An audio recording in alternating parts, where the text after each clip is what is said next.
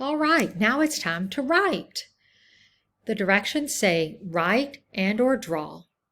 Draw and label the stages in a frog's life. Be sure to show them in order. So this is the time where we're going to make that flow chart we were talking about with our I can statements.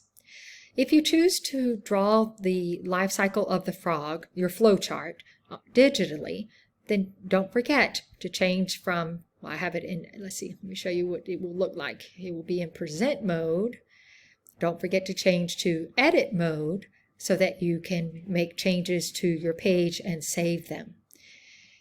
When you are ready to, if you are ready to respond digitally, you have a wealth of tools over on this side that you can use.